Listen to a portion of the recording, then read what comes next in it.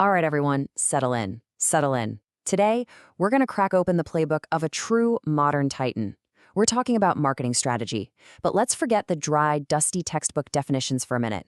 We're going to look at the real deal, Netflix. This is a company that didn't just win a market, you could argue it blew up the old one, created a new one, and then did it all over again. So get ready. Class is officially in session. So here's what's on the docket for today. This is our roadmap. First up, we're going to start with a legendary story of disruption. Then we'll unpack the core frameworks that every single strategist has in their toolkit, everything from sizing up the competition to spotting that golden opportunity. And finally, we're going to get our hands dirty with execution and see how this all comes together in one master plan. Let's get into it. So let's kick things off with a story. I like to call it a tale of two tapes. It is the perfect, and I mean perfect, case study of how a brilliant strategy can build an empire, while having no strategy, or the wrong one, leads to becoming, well, a museum piece. On one side, you've got Blockbuster. I mean, for some of us, that was the weekend plan, right? An absolute institution. On the other side, you have this little upstart, Netflix, with this kind of crazy idea at the time, DVDs by mail. No stores, no late fees. I mean, who does that? They were chasing the same customers, but they were playing by two totally different rulebooks. So, what happened? Why is one of these a global media empire and the other is literally a tourist attraction in Oregon? It's easy to say, oh, it was the internet, but that's not the whole story, not even close. The real answer, the entire answer, comes down to one thing: strategy, specifically marketing strategy. Okay, so before we go any further, let's make sure we're all on the same page about what we're even talking about. Look, a marketing strategy is not just your latest ad campaign. It's not a clever Super Bowl commercial. It's the whole darn playbook. It's the integrated set of choices you make about everything. Who are we talking to? What are we going to give them? And how are we going to make it so valuable that they'll choose us over everyone else every single time? Okay, so we've seen what happens when strategy goes right and when it goes horribly wrong. But let's take a step back for a second. Let's zoom out. Where does this marketing strategy thing we're focused on actually live inside a big company? That's where the idea of a strategic hierarchy comes in. Now, it's super important to remember that strategy doesn't just bubble up from the bottom, it flows down from the very top. It all has to start with purpose, the big why. Why does this company even exist? From that why, you get the vision, that's the where are we going? And the mission is the how are we going to get there? Everything, and I mean every single thing a marketer does, should be traceable right back to this core idea. The best way to think about this is like those Russian nesting dolls, you know? The biggest, outermost doll, that's your corporate strategy. That's the C-suite asking, what business or businesses should we even be in? You open that up, and inside you've got the business unit strategy. For Netflix, that's, okay, how do we win in the streaming business? And then you open that one up, and right at the core is what we're talking about today, marketing strategy. Its job is to answer, how do we actually connect with customers to make this whole streaming thing work? And they all have to fit together perfectly. If they don't, the whole thing just falls apart.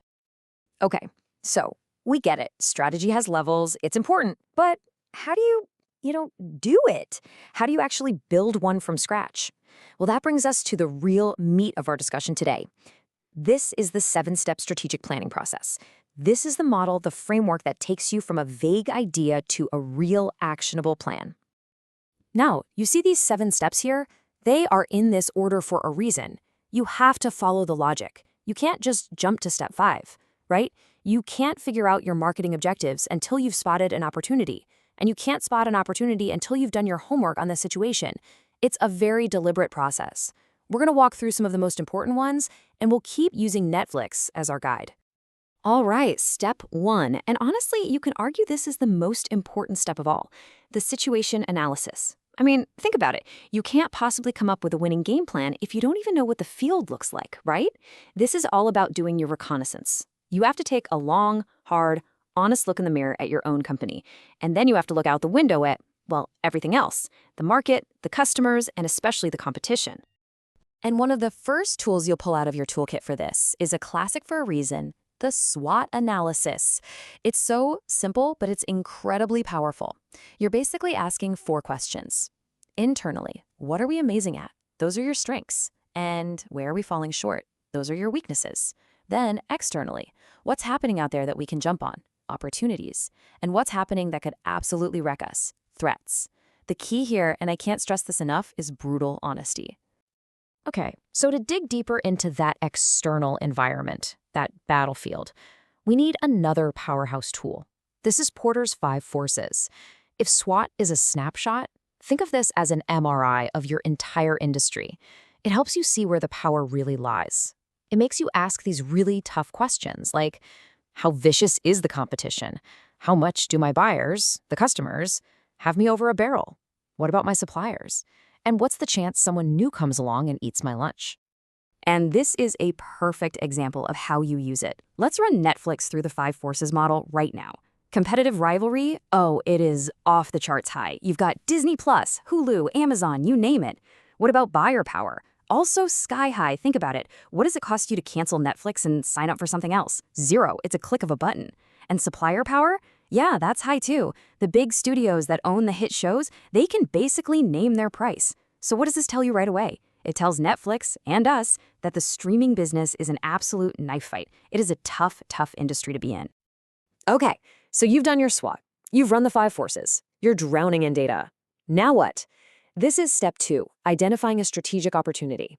All that analysis is useless unless you can connect the dots, see a path through the chaos, and decide where you're going to place your chips for future growth. And a brilliant tool to help you structure your thinking here is called Ansoff's Matrix. It looks simple, but it's so smart. It basically forces you to think about growth in 4 distinct ways by asking just 2 questions. 1, are we trying to sell more to our current customers or find new customers?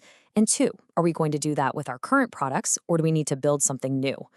Your answers put you in one of 4 boxes, and each box represents a fundamentally different growth strategy. And what's amazing is you can map almost Netflix's entire history onto this one matrix. Check this out. Market penetration, that's their early days, just getting more and more subscribers in the US. Pretty straightforward. Product development, that was the game changer, creating Netflix Originals, a new product for their existing customers. Huge move. Then market development, that was them taking their existing service and launching it in over 130 new countries? Just a massive global push. And finally, diversification. That's them getting into totally new territory, like buying a comic book publisher. It's a masterclass in using every single quadrant of this matrix. Okay, let's pause. You've done the brainy work. You've analyzed everything. You've picked your big opportunity. But here's the truth, and you should write this down. A brilliant strategy on a PowerPoint slide is worth absolutely nothing. The magic, and the really hard part, is in the execution, turning that beautiful strategy into action. And that execution begins with setting proper objectives. I'm talking about SMART objectives. I'm sure you've heard this acronym before, but it is critical. Saying we want to grow internationally is a wish, not an objective. It's useless. But look at this example from Netflix's actual plan for expanding into Europe. It's specific. France, Germany, Belgium. It's measurable, 500,000 new customers. It's timelined by December 2015. There is no ambiguity there. Everyone knows exactly what the goal is. So, you've got your SMART objective. Great. How are you actually going to achieve it? That's where the marketing mix comes in. These are your tactical levers, the famous 4 Ps and more these days. Product, price, place, promotion. Your high-level strategy dictates every single one of these choices. What shows will we offer in Germany? That's a product decision. What will the subscription fee be in France? Price. How do we advertise in Belgium? Promotion. Your strategy is the blueprint. The marketing mix is the tools and materials you use to build the house. So, you do all this work, the analysis, the matrices, the objectives, the mix. Where does it all end up? It all gets poured into one single, vital document, the marketing plan. This is the final blueprint. This is the document that ensures everyone in the company, from the coders to the advertisers, is marching in the exact same direction.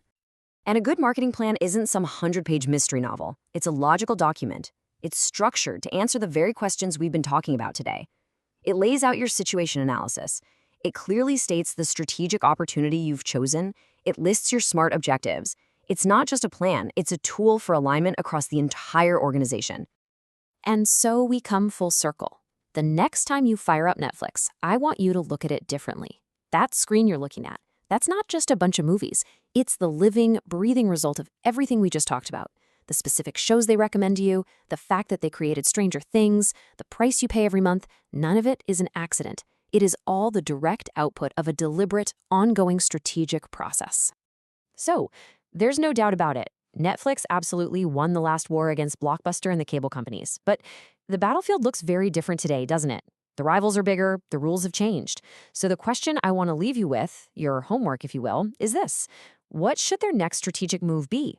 Take the tools we talked about today, SWOT, Porters, Ansofts, and think it through. What would you do? All right, class dismissed.